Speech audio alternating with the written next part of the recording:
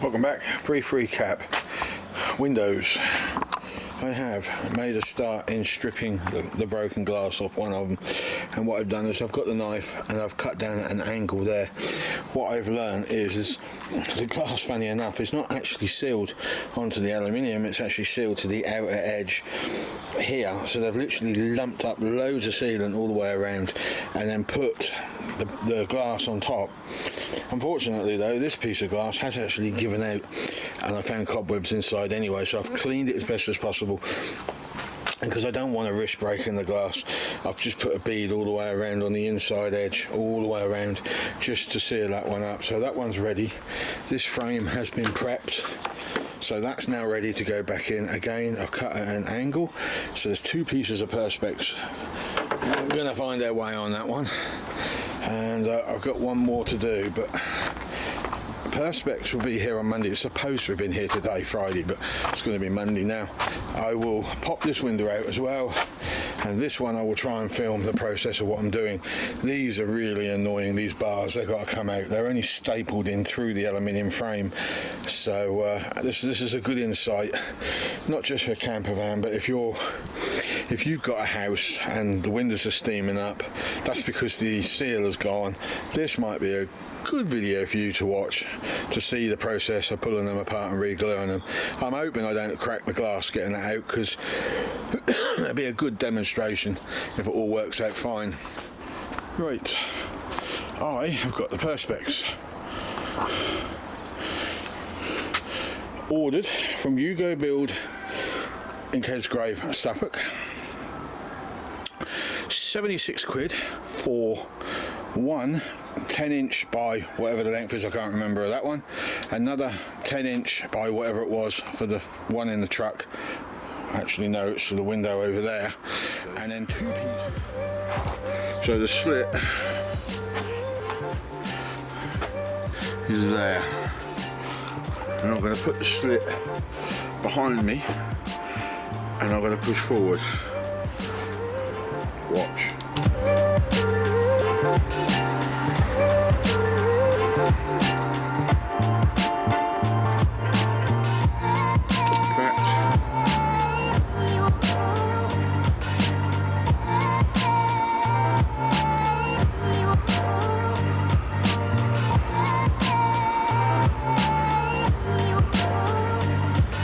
Was what I was trying to achieve, but it didn't quite happen.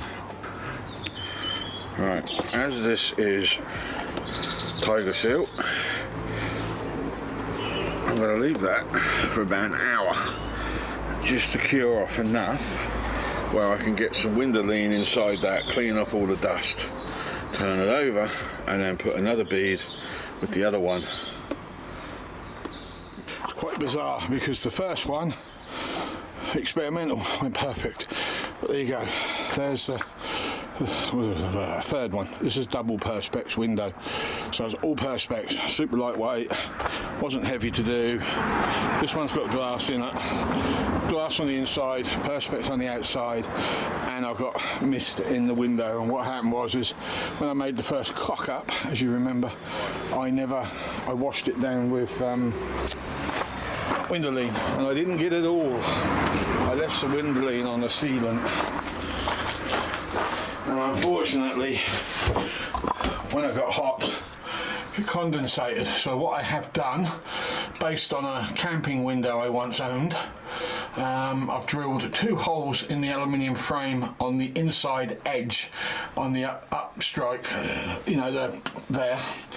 So when I open the window next, air can get in there and hopefully it'll dry it off, and when that is defrosted, so to speak, I'll block the holes up with some sealant, and hopefully that will be the end of the idea.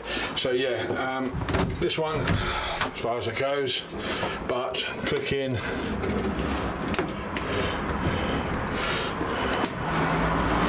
and it will go all the way out.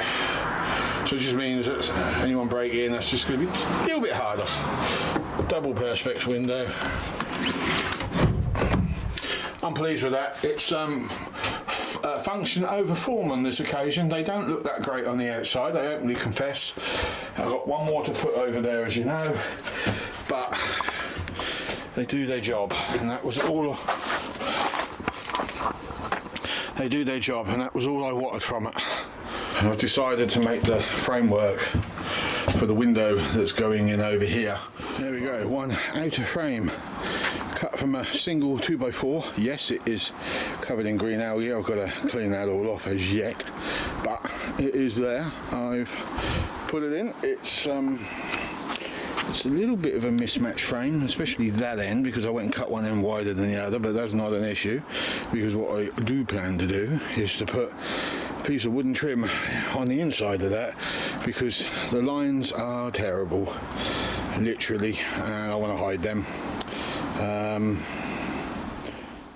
Okay, so I kind of started the window hole first before moving this onto the trailer. Voila! Another day, and I've now got to start thinking about addressing this door. And then this morning I woke up and I thought to myself, now wouldn't that be good if I could do sliding doors on that? And I got these. I can't do sliding doors, let's not get our hopes up here. But what I have got here is another set of 70s style double glazed conservatory windows. And if you note, they're bolted together. Look at that lovely bit of angle there. I mean, it's perfect, isn't it? And we've got another one there, so I could essentially use that as an inner frame and use that as the outer frame and then just run some hinges through. So I'm thinking about it, but I do also have the original frame for that as well, which is sitting behind the shed, because originally I wanted it for the shed. I'd still like it for the shed, but I don't know how much more I'm going to be able to do anything, so I might as well use what I got. I mean, look at that lovely big thick frame over there. I mean, cut that up, re-screw it back together with all the necessary brackets and fit it into the hole. Why not?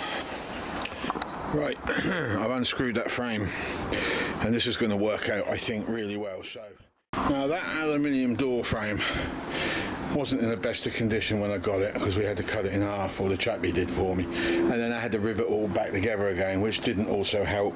And what finished it off was the new frame that I put in, wooden frame, wasn't square, because all of this was just a mess. So I've took the old wooden frame out, I've trimmed the glass up, I'm just going to sand back some of this area. I've already cut some wood which I bought from Wicks today, and I'm going to utilise the step and the upper frame, but when it comes to the rest of it, I will measure the bottom from there to there and make the rest of the doorway that size. There's the frame made and glued in. Just got to cut that screw off because I can't get the screw to do up or out.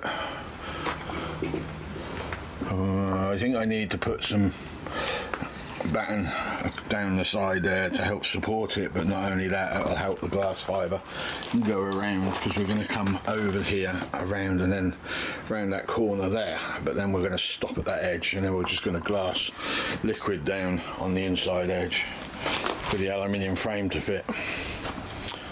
So there is my door, or the beginnings of my door.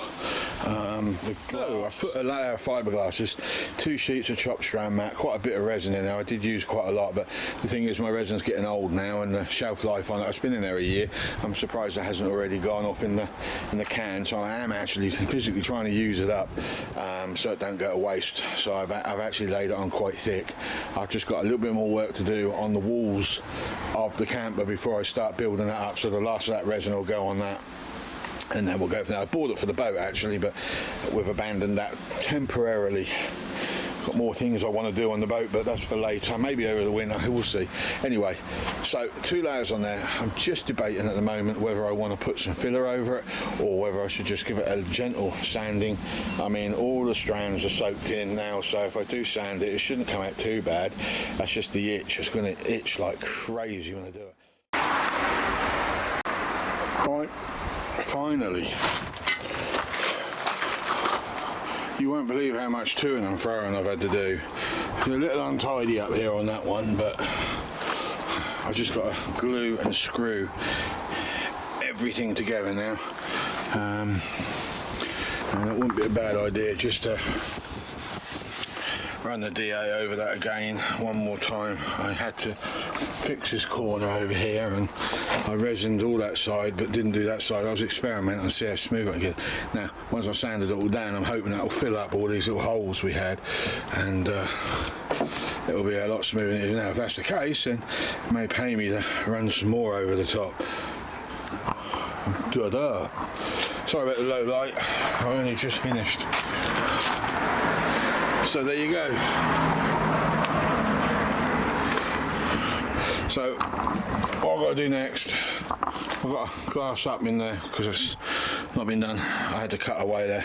I've got to wire brush all this out of the way and then put a new trim piece, you know, bead in there to tidy it up. I've then got to put a whole load in them holes there, clean all that lot up with a wire brush and scrape off the bottoms, and then nothing more I can do for the moment until I get the locking system through. New day, last day I hope. I've just fitted a restraining clip on the back. We have got to take that off again, so I've got to do some sanding on here ready when I do get round to painting that, but that is the retaining clip. It's been held in through there. I've glued a piece of wood on there just to spread the load because I missed where I was aiming for, but there's some struts that run through here, you see, and I wanted to make sure that I hit onto those for the screw. So getting hit on the door was more important than the wall, because the wall I can add wood to, the door I couldn't. Kind of done deal on that one. So yeah, waiting for a latch to come. As soon as that comes, then I'll start boring out all the holes, which I'm dreading, because behind here, even though the sealant's gone hard on the outside, I noticed when I was messing around here that was still very, very soft. Right. Do you know what? This has been an absolute epic pain in the backside.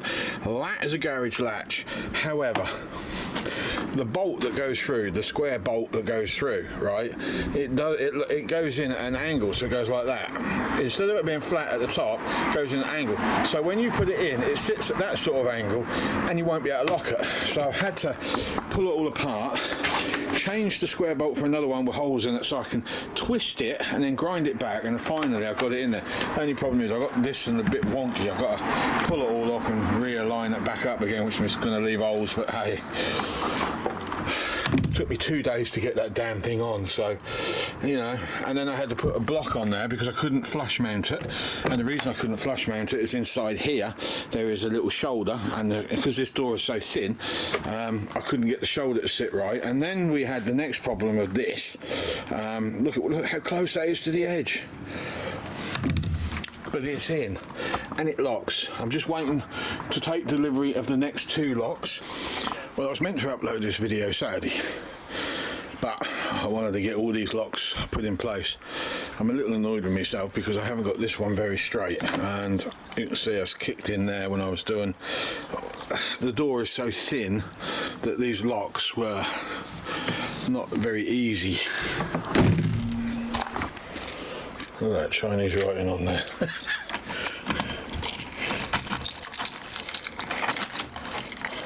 That's how soft that should be. But that's now fully locked. Due to the fact that I thought this wasn't going to have a good look for the channel, I decided to continue instead of uploading the video. So we're now making the outer covering. I've already put the woodwork in place on the door, and this is the outer cover that's going to be over the door. We're going for a black carpet on the floor. We're going for black carpet on the seats, you know, on the inside seating area, and then we'll go blue on the walls throughout, and then white on the roof.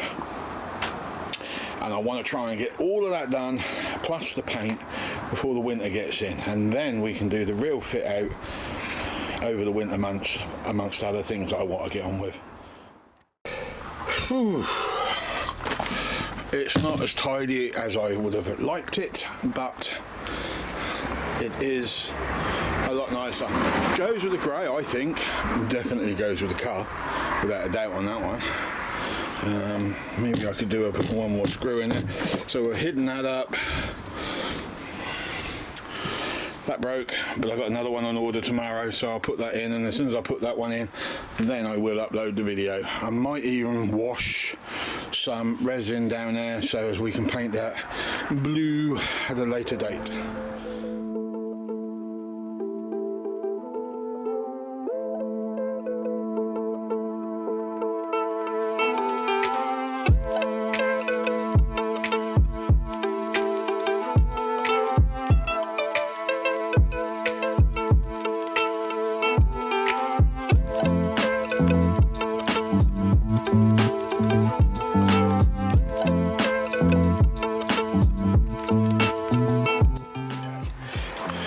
Is effectively bolted and welded now. So I've got 2 brackets at the back.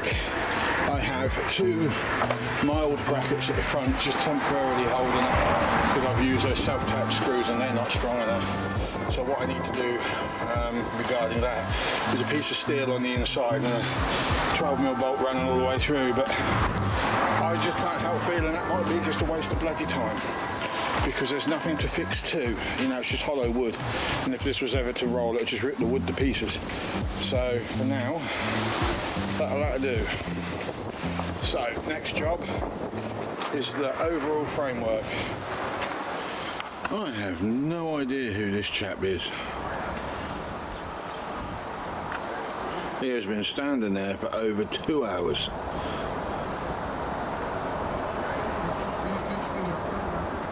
Foreign language.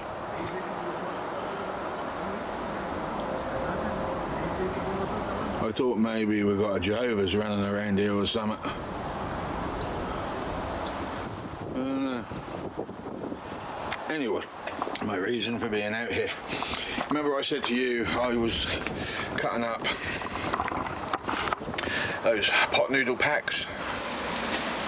Right, well, you're going to love this one. I'm not going to go into too much detail, but I have 2 of these. One has already been altered, and I'm using these to act as inserts. This is what I needed them for. And I completely forgot to mention this. There you go, inserts. On the top and the bottom. So all I'm waiting for now on this door to finish it off is 2 handles and a replacement latch, which has lost. That ended up, the one that I've got that replaced with ended up at Wales. I had a text message coming through. I should have had it way before now, but I had a text message coming through the other day and said, we apologise, it's in Wales and we will redirect it. I don't know how they copped something up like that. The company that posted it out to me is trying to wiggle out. It's over a week late now. I ordered it Monday of last week, so it is beyond late, and they're trying to wiggle out, because normally when things are late, the companies on eBay do compensate you a little bit, and they're doing everything in their power to cop out of this. I don't quite know how. I don't know how something could end up getting lost, you know, in that manner. Wales. I live in Suffolk. I'm at the other end of the east. That's it. West. Anyway, whatever. Right. Wait till the other bits turn up, and then we will get uploaded. Voila! Finally finished this flaming door. Right, grab handles. They were meant to be bigger, like from here to there, coming out like that. That's what I thought we were buying. Turned out to be stupid little drawer fronts. Hey, never mind. Live and learn. And I finally managed to replace the damaged lock, which I'm now happy about.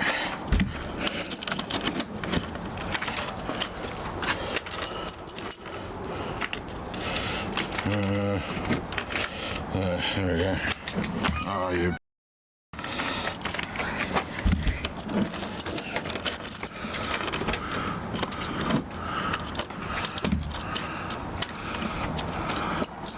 Well, this is weird. Something wrong with that. Right, well, this is the end of the video. I have now finally figured that out. There we go. solid.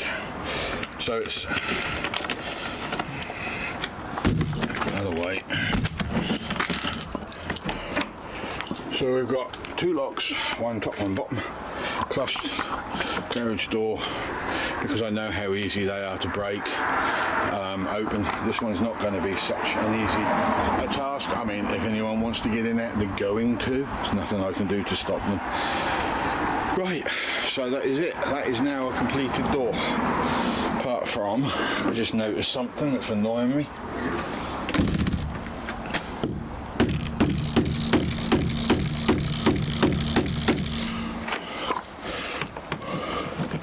Whopping great dent, from which I do not know.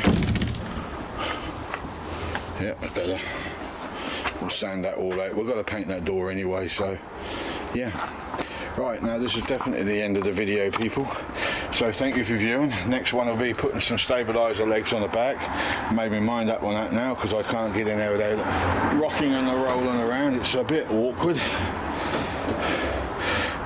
I'm waiting for a friend of mine to get back to me about some wheels for this thing, so I want some bigger wheels.